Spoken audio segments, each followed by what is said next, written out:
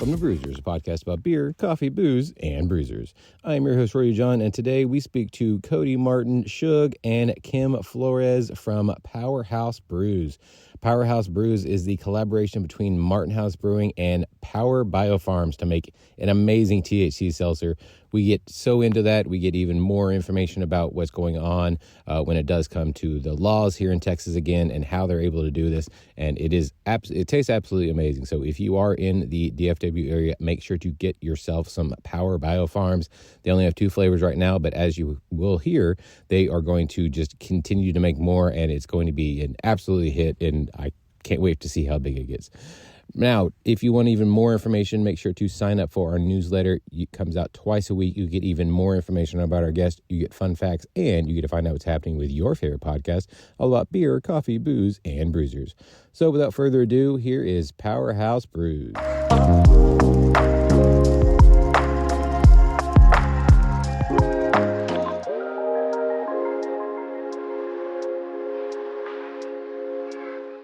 I am here at Martin House. I have a table full of people. Let's go around and say who everybody is, and we'll get into it.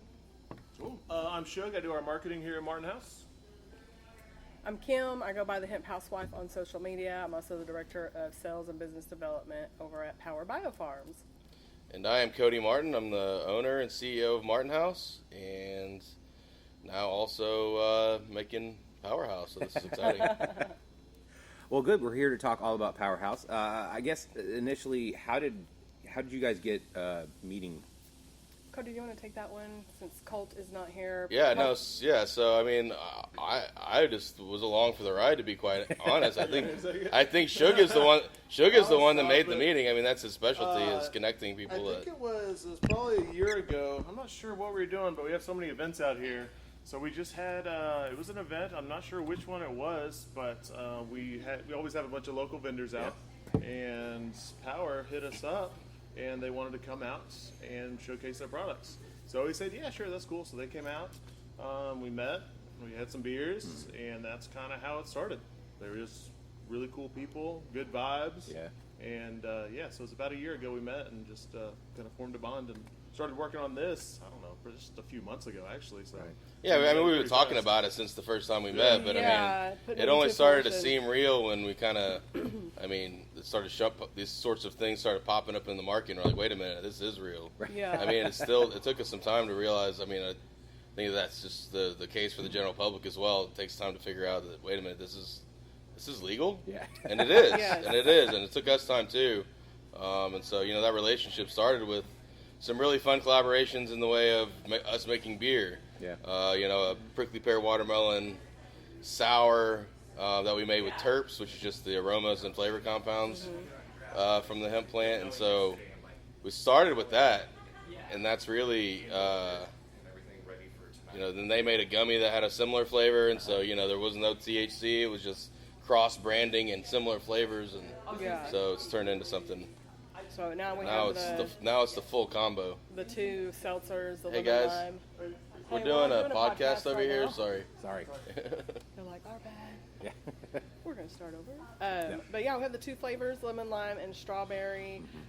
Today is a special day. We're canning up our second batch, so very proud. We didn't know we knew that they would sell. I knew they would sell out, but they sold out so fast. And now we're come back up to our production, especially with the 420 holiday coming up in the next month. So lots of exciting things happening around that, but really couldn't have been a dream partnership, collaboration, in my opinion. I've just come on in the last few months, like, as a face of Power, but I've always been around in the background with them, doing stuff. So I've got to see their relationship grow as someone on the outside looking in, and now to be a part of it. I equate the success of it a lot to Martin House's name. So very grateful for this collaboration that we have with them. Yeah, so how did you get on with Powerhouse initially? So, like I said, I go by the Hemp Housewife on social media. And you have a dope jacket on, by the way, right now. Oh, thank you. So I'm always branded. Yeah. As a Hemp Housewife on social media, I came out there because cannabis saved my life, and I came on social media as a woman who has 4 children. I live here in Fort Worth and Tarrant County, very loud and proud canna mom. I am a marketing and master and branding mastermind in my opinion, but in some others as well. But I built a brand around being the hemp housewife, and my tagline being "Mama needs a minute." Yeah. Mama needs a minute turned into a fun thing I would do on social media. Let me tell you why Mama needed a minute today. Always insinuating that Mama was going to smoke a joint or a blunt or consume cannabis. And that turned into a brand in itself. So Mama Needs a Minute can be purchased here locally and nationally. I have a partnership as well with Power Biofarms. And from the success of the sales of that is how I came in and got more involved with Power and took on a more executive role with them.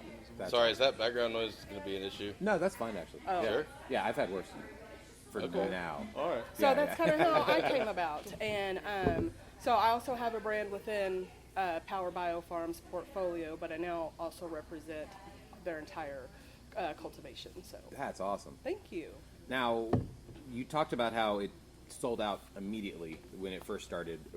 I guess how much was released at first, and then when you guys decided to up it, how much more did you guys decide to produce? Yes.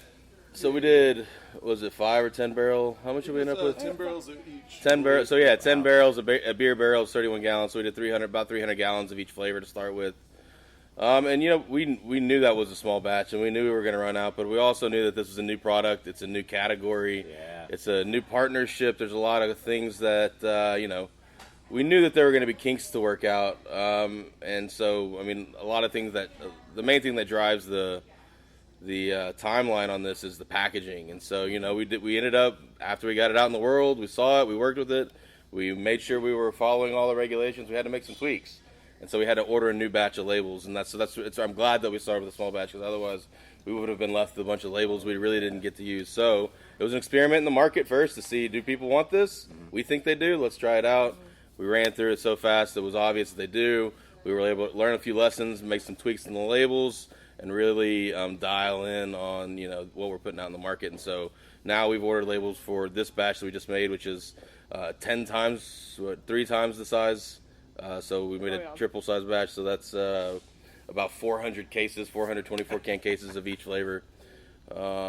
If I'm doing my math right in my head, somewhere in there, 350, Oh, 400. that's more than I thought. Okay, challenge accepted. And we now have supply chain. We like our label. We're going to stick with it. Yeah. We have all the materials in house to continue making it without ever hopefully having another, disruption in supply is the idea. I mean, this has a lot of potential. The market's still, it's still exploratory. We're still exploring. All the liquor chains are starting to carry these, the Total Wines, the Specs. Mm-hmm. That's a big step, and so the next step is continuing to grow into like chain grocery and chain convenience, and that hasn't happened yet. But we're working with the people that do that sort of thing to try to make it happen. Yeah, so and hopefully to a lot. So for me, education is number one. Right. And so whenever we are going out in the market and approaching these on and off-premise accounts that are bringing it in, they're like, hey, tell me the legality of selling this. And right off the bat, I am nobody's lawyer. But I explained the 2018 Farm Bill and how we can have this. And for your listeners, I'll explain that briefly. So in 2018, when the Farm Bill was passed, they removed hemp from the federally controlled substance list and made it an agricultural commodity, basically is the shortest version of it. And they allowed the states to dictate all of their hemp laws. And Texas allowed us to grow it, smoke it, ingest it, consume it like this as drinks. So that's how we can legally have this, as long as dry weight of the flower is no more than 0.3% THC. So the same THC that's in the hemp is the same that's going to be in, like if you were to go into like New Mexico or Washington, California, it's the same. It's just a different species, same plant, different species. So there's no difference in the THC. It's just the dry weight of it can't be more than 0.3% THC. But yeah, being out there educating people, 5 milligrams, in my opinion, is a great little starter dose. And what does that feel like? A lot of people want to compare it to alcohol, and I try not to do that because I don't drink alcohol, and I really don't think that one beer can be compared to one THC seltzer, 5 milligram, like at all in the way you're going to feel. And hopefully we'll be able to do some case studies with a group of people and have like a controlled group to really see how people are reacting whenever they have more than one or two within like a window. So Yeah, I mean, the alcohol affects everybody differently. Caffeine affects everybody differently. Obviously, THC or CBD itself affects everybody differently. So you're going to have different. And again, we're three bigger guys, and so I think 5 milligrams is not going to really do a lot for us, but it's going to feel nice. So You'd be surprised. Speak for yourself. Yeah, so you'd be so we're surprised. shotgunning these lately. Wouldn't be the first time. Yeah, it's just, everybody knows their own tolerance, and if you consume edibles, just kind of think of it, 5 milligram edible would have a similar effect. Right. But a beverage, in my opinion, is going to take effect, or you're going to feel the effects of it within a 30-minute window. Yeah. Edible, for me, takes an hour and a half to feel the effects. So, how people say, I don't feel that, I'm going to take another one, and they end up blasting way off.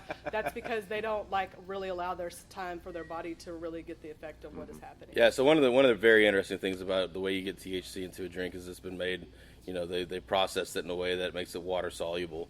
Most candy THCs are not water soluble, right? So because it's a water soluble product, it processes in your body differently, and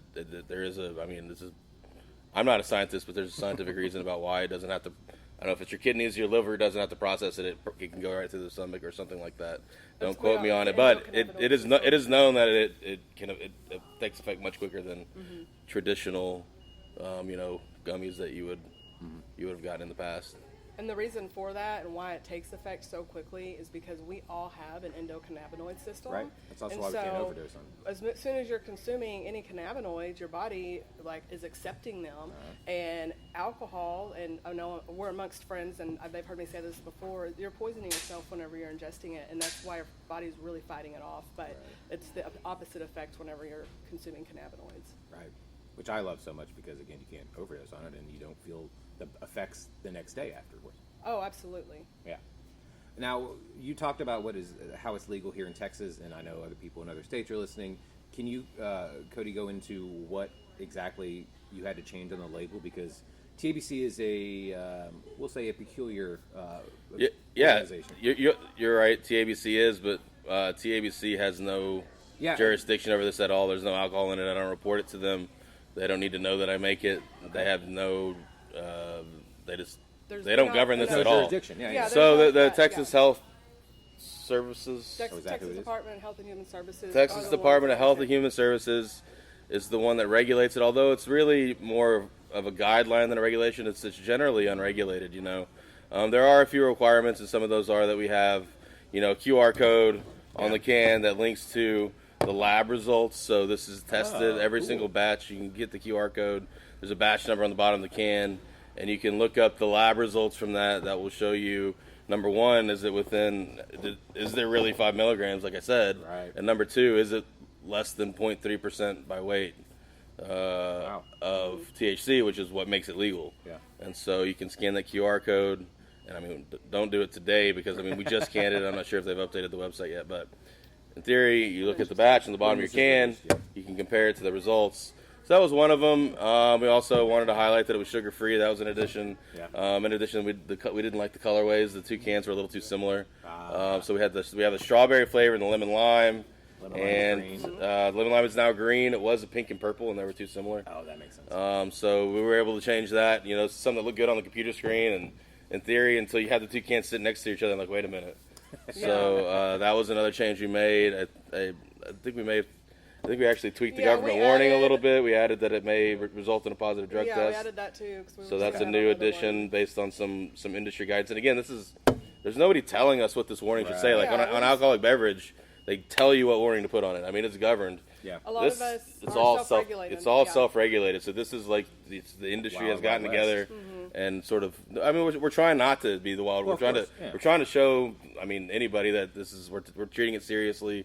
Even if you go to the website that governs us in Texas, there's a frequently asked questions. Is there an age limit?